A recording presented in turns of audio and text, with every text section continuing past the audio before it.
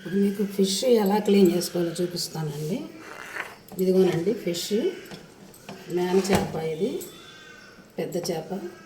ఇది లోపల ఉన్నటువంటి నల్లగా బ్యాడ్గా నల్లగా ఉంటుంది చూసారా పొర, ఆ పొరలు తీసేసి ముక్కలకు కూడా ఆ పొరలు తీసేసి చక్కగా ఒకసారి కడిగేసుకుని ఫిష్ని, ఆ తర్వాత కొంచెం పెరుగు,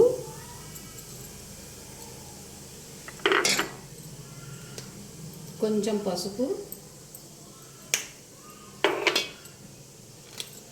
కొంచెం ఉప్పు,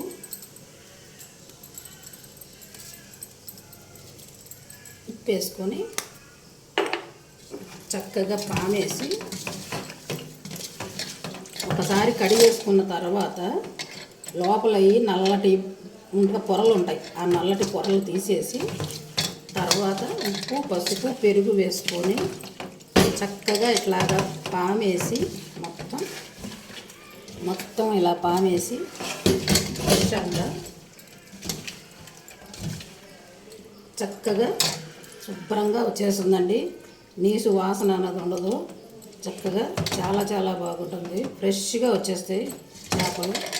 చక్కగా ఇట్లాగా కడిగేసుకొని పామేసి ఒక 3-4 సార్లు కడిగేసుకుంటే నీళ్ళతో, లాస్ట్లో మంచినీళ్ళతో కడిగేసుకుంటే అయిపోయినట్టేనండి.